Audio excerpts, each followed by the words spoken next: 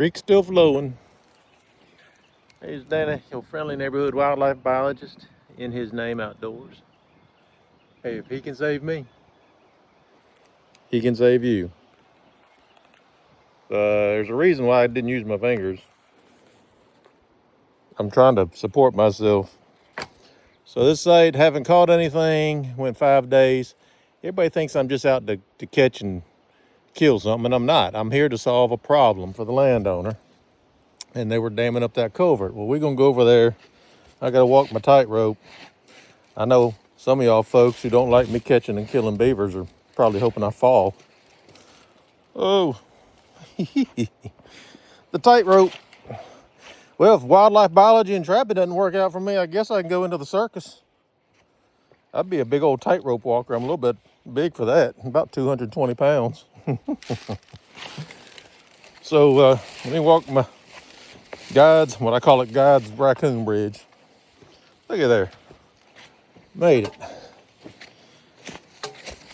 So they had done I'll just talk a little bit about this burn. They did a burn in here, really good. Promote the pines. After a burn, you see all that fresh growth? That looks like bracken fern right there. So let's go over around and see, stuff comes out, new growth comes out. Look at there. See, when you burn like this, people don't understand burning, doesn't realize all the fresh growth. All that's brand new growth right there. Deer love that. There's some smilax. Hey, that's one of the biggest deer foods there is. Smilax rotundifolia, greenbrier. The deer love that. It's got good protein. There's a little oak tree coming up. Pines can take burns. All right, that's not what we're here for. Try to walk fast so this video is not too long. So I'll try to pin the original video. We had water coming across here, eroding this dam out. Water all down in there. There was an old beaver run there. No activity. There was a beaver run there. No activity. I can tell because there's silt on the bottom, no tracks. So the landowners have been checking these traps for me. Hadn't caught anything. Nothing there on that spot. The big run was right up here. Where did it go? This was the main run. They were coming over to go down there. I'd raked all those dams and no water's in there. No activity there.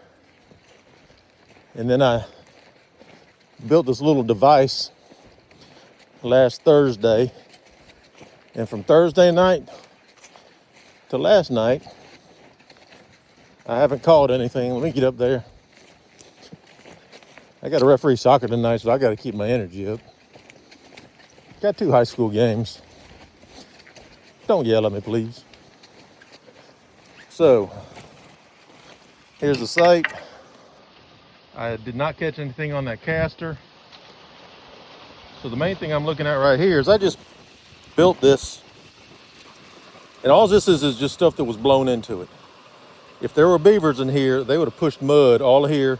And I gave them the opportunity, meaning I set this back far enough to where they could just start packing mud and limbs and all kind of debris, because there's plenty of debris out here to do this. This is just stuff that's floated in. Culvert's undone. So what I'm going to do here is pull this off, get all this stuff in, and I'm going to leave the front off it tonight.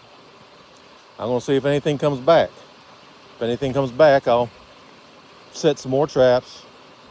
One of the biggest things I did on this property is I went down, there's a creek right there, and I did a video on that. And there were big dams all the way down this creek. This creek has a hard bottom. No dams have been built back there. So I might have solved this guy's problem, this landowner's problem, without catching a beaver. I'm just modifying the habitat now. And I'm going to make that to where it's going to, using the deep water, make it to where a beaver just can't clog up his culvert. He's happy. And if a beaver comes back, which they will, I'm just going to try to make it bad habit, no good habitat. I can't figure the word. Inhabitable. Is that a word? That's not even a word. But remember, I had water going across where my truck is right there. So this is a situation where I might have taken care of the problem and not killed a beaver. They might have moved on. It's just working good. So I'm going to clean that out, reset it, leave the front fence off it. That way, if the beaver comes, I'll know. But it's been 5 days, it hadn't been back. So that beaver just might have moved on. That's the difference. You know, when we're trappers, we're looking at a lot more than just catching and killing the beaver. I'm looking at all kind of different things. Can I change the habitat where he moves on his own? What can I do to help the landowner long term to make sure that culvert doesn't get clogged up by the next one that comes in? And it's summertime. They've moved on. Well, they usually got their own dens. Their bank den's not being used. So I'm seeing a lot of positive out of this. And just because I don't catch one doesn't mean I haven't done the job. Hopefully this explains a little bit. Subscribe, follow In His Name Outdoors. I'll try to pin some of the earlier videos in the comments section. So for those who this is the first time you've seen this video or about this, it's called the Franklin site. You can see what I've gone through, the progression of getting into a site, looking at it, and trying to take care of the problem for the landowner. Y'all have a wonderful day. Make a great day. It's up to you. I surely am. It's a beautiful day. This is my other office cubicle until I finish this site. Y'all have a wonderful day. Thanks. In His Name Outdoors. Bye.